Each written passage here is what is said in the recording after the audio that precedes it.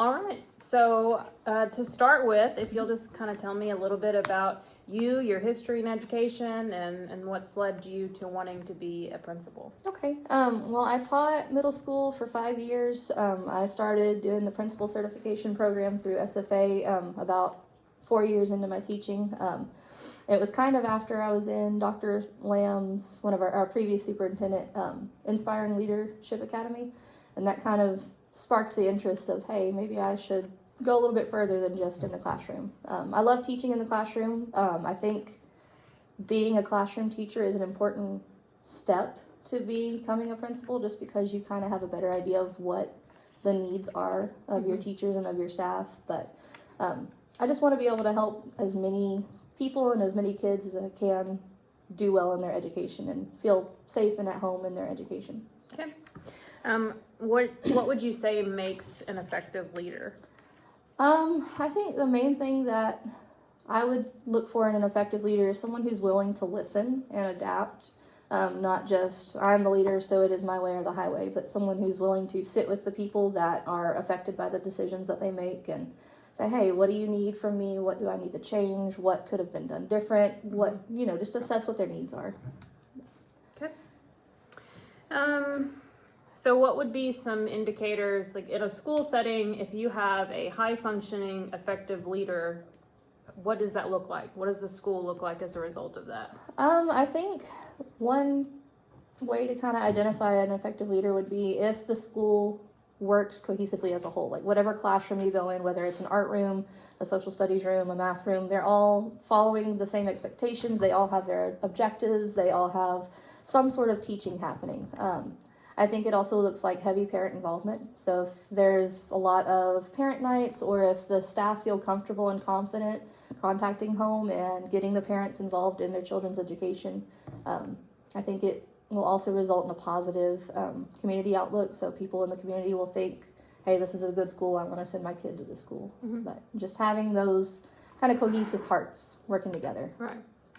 So since you mentioned parents, in a middle school setting such as this one, that's often where we see that parent involvement decline, and that the relationship between home and school kind of starts to break down. Do you have ideas for outreach to parents, events, ways to get parents involved at the middle school level? Absolutely. There's a plan that I've been kind of kicking around, and I'm really anxious to try, and if the rest of the campus is on board with it, I would love to try it here. But having nights where parents come in either during the day or after school, depending on work hours. I want to try and offer both during school hours and after school hours for parents that work during the school day and can't get to campus until after hours. But just have them come and sit through a math class, or talk with the math teachers or the reading teachers, and do some of the work that their students are doing. This would be kind of a thing leading into like STAR prep. So whenever we get closer to the STAR test, have them come and do a STAR blitz right with us, or do a math warm up or something like that with us, to kind of get them ready for the STAR test. So that whenever their students come home and they're stressing about STAR, they have more of a frame of reference for what they're about to be doing, kind of thing. Okay. So talk a little bit about how you would evaluate the quality of instruction going into classrooms, and what, currently an art teacher, you've been a reading teacher, what personal experience you have to bring to that process of evaluating instruction. I think personal is coming from a variety of different backgrounds. I think just having that mindset that learning and engagement can look different from classroom to classroom and from student to student. I think that comes with having a knowledge of your student and your teachers. So if little Jimmy's in Miss A's class, and Miss A has trouble with little Jimmy sometimes, but watching how she redirects him and how she adapts her teaching to his needs. Just seeing how the teacher adapts when problems arise, I think that's the big thing to look for. Okay. And just kind of going in there with a growth mindset versus I'm here to get you in trouble kind of thing. Right. So, So when you go into that teacher's classroom and they're struggling, how do you respond to a new teacher, or maybe even a veteran teacher that's really struggling with the content and their assignment? That's when I would of course, I would meet with them face to face afterwards to kind of just discuss what I notice. That would be when I would ask questions like, hey, is there any ways that I can support you better? This is what I noticed. Was this a bad day? Was this a all the time thing that we're struggling with? And just figure out ways that I could try and support them. And try and just make them understand that one bad performance does not mean, they're a bad teacher kind of thing. Right. So just look for ways to help them grow. Okay. So as a leader on campus, one of the things that you're constantly having to kind of field is just the culture and the climate. You're going to make decisions that aren't popular. You're going to do things that make this group of people happy, but kind of go against the whims of another group. So how do you build trust with your staff? Because that's really the piece that kind of fills that gap whenever you do have to make those unpopular decisions. Just being transparent. I think that is the number one stepping stone to building trust. If I'm transparent with them from day one that this is my expectations, these are the reasons I'm making these choices, I think that's the most important thing, is just being transparent and open to listening to them, even when they are upset or disagree with us. So I think, again, just being willing to hear others' points of view and not just be stuck in, no, it's my way or the highway kind of thing. But Okay. So let's say that you're doing that and you're managing those things, and you just have this one little area on your campus of staff members who are just negative, always negative, kind of have a toxic presence that's seeping into the other areas of your culture. How do you address those staff members? Or let's just say it's one staff member. How do you respond to that? that would be a one-on-one conversation, and I would definitely remind them of the code of ethics and kind of how that negative attitude can affect student learning in the long run. If the students see that their teachers are being negative and disrespectful and openly, not necessarily aggressive, but openly rude to the other adults, that's going to kind of set a bad precedent for our students. Right. So just having that one-on-one conversation with them and saying, listen, we don't have to like each other, we don't have to agree, but we do need to practice professional practices. Okay. So what, this is an assistant principal role that you're applying for. So in your, from your understanding, what is the job of an assistant principal? What does that mean? I think to me it is support. So you are, yes, a campus leader, but you are also there to support your teachers, your principal, just you are the support person with a little bit of extra authority when it comes to student discipline and things like that. But I think the main role is supporting those in the campus. Okay. So you mentioned discipline. That is a big part of the job. Sometimes the biggest part of the job, depending on the season and the grade and all of the things. So what is your philosophy, approach to student discipline, managing that piece, and how it supports teachers and how it supports students, and how do you see yourself functioning in that role? I think the first thing that whenever it comes to any discipline is I need to be familiar with the school's handbook and how they handle discipline.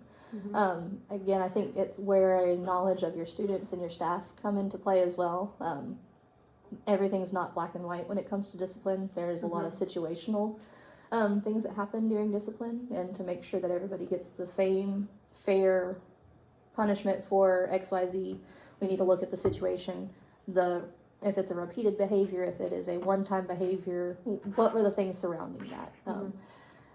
But I do think as far as supporting the staff with it, it needs to be followed up on quickly and efficiently so that they know, hey, something is being done. Or if it's not something that can be addressed right there in that moment, just the communication of, hey, I am handling this, I am working towards figuring out what's going on, give me XYZ amount of time. But Right. I think just that open communication is a big part of it. Good. How about on the parent end of that? When you think about calling a parent to tell them your child is being disruptive and I'm going to put them in ISS or I'm going to send them to DAP. Right. I think that's a normal thing to feel a little bit anxious about Right. whenever it starts, but how do you feel about developing that skill and what kind of support would you need? I think initially, like at the beginning of the job, I would want to have either the principal or another assistant principal present with me on that, but just sticking with the facts. What happened? When did it happen? What are the consequences of it? So having just, these are the facts. It's not that your child is a bad child. It's not that your that your child is a bad person, but this is what they did. These are the consequences of it. Right. What is your, how do you feel about just the legal side of that, understanding MDRs and student disabilities and how all that factors into discipline? So I think, we definitely need to keep that in mind. Again, that kind of goes with making sure that I'm aware of the handbook and making sure that I have a working knowledge of the students. Sure. And I think before any consequence is administered, that we need to look into what the student disabilities are and all that kind of stuff. Definitely privacy of the student is my number one concern. So having that conversation with just the people who need to be made aware of it, I think is important. Okay.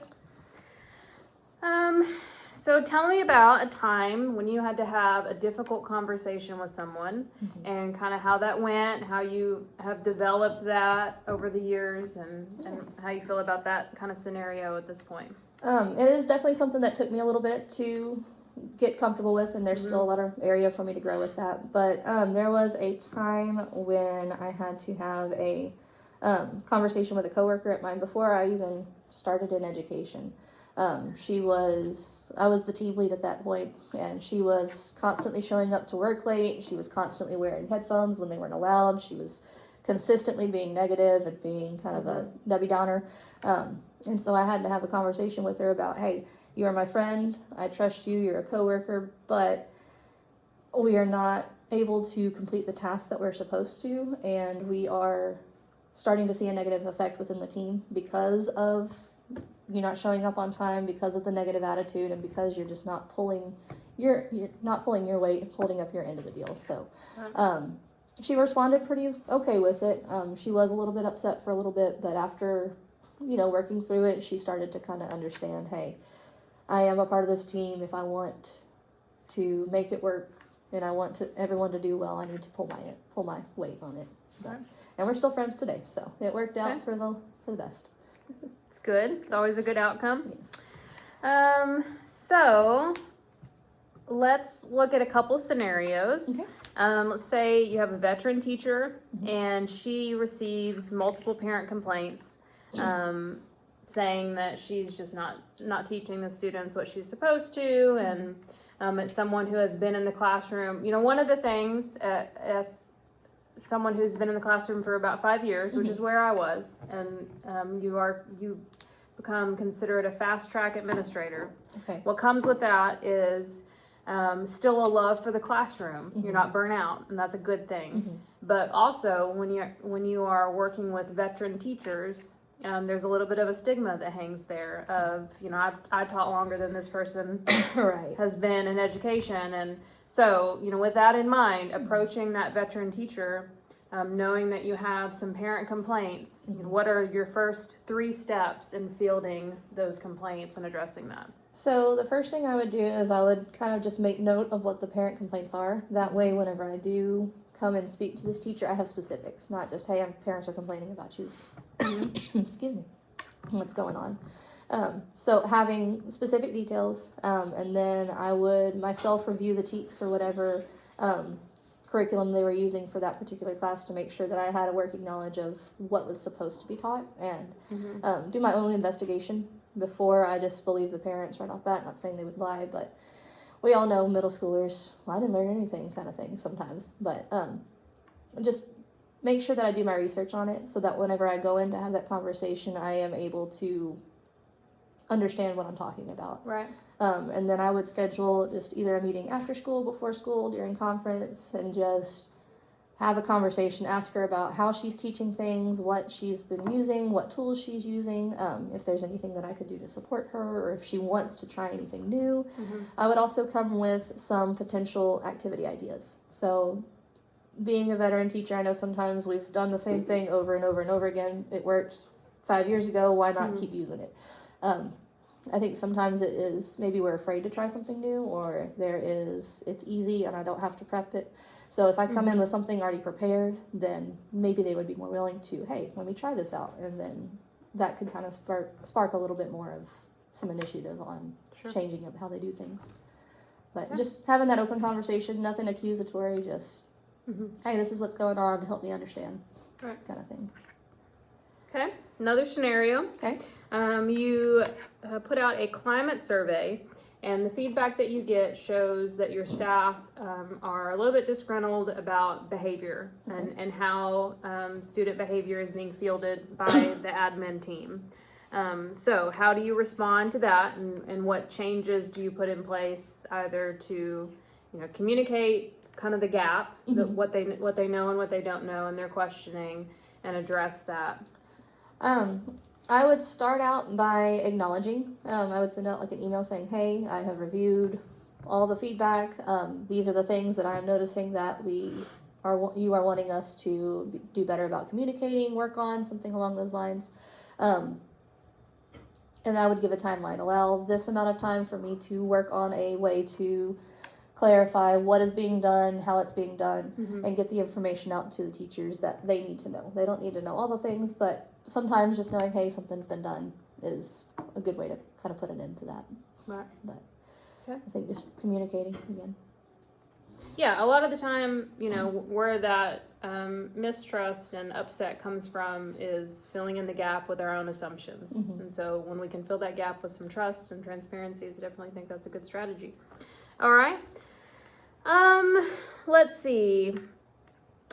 Can you think of a leadership lesson, just in your experiences in leadership in life, within your department, as a student even, a leadership lesson that you've learned that you think makes you a more effective leader today? I think something that I've learned just through working with my outside stuff with theater and with work and school and all that kind of stuff, is you're always auditioning. You are always being looked at, and you are always being watched, and you are always performing for people, whether you know it or not. So whatever you do, try and do it with a positive mindset. So if I'm doing something, it needs to be to better whatever situation I'm in. So that could be school, that could be theater, that could be home life, anything like that. If I am doing something, it is to do better at XYZ, or to make whatever situation better. So just that idea of you are always being watched, you are always auditioning, you are always being not really judged, but being evaluated by people who are watching you. And if you're a leader, if the people who are watching you see you doing negative things, they're going to start picking up that behavior. Good. All right. Last question. Okay. Why do you feel you are the best person for this job? I am willing to learn. I am very eager to try new things. I consider myself a relatively organized person. I like to just talk with new people and learn new people's perspectives and get to know different teaching styles. Being in my own classroom for a while, it's hard to see other teaching styles, so I think that getting the chance to observe other teachers would help me become a better leader through learning, hey, this is a way that I can help this struggling teacher because I saw it in this teacher's room and it worked out really great. So I think just the opportunity for me to share some knowledge of what's worked in my classroom, the opportunity to learn new things about my community, learn new things about the students involved in the school, I think that is something that I'm really looking forward to for that. Okay. Do you have questions for me? What is one thing that you look for in a principal leader? Mostly I look for someone who is going to outwork me. Okay. I very much believe that 9s hire 10s and 8s hire 6s and 7s. Gotcha. And that sometimes in leadership you are afraid to pull in someone who's going to do the work better than you are. But that's what I look for. Someone who's going to outwork me and challenge me, and not.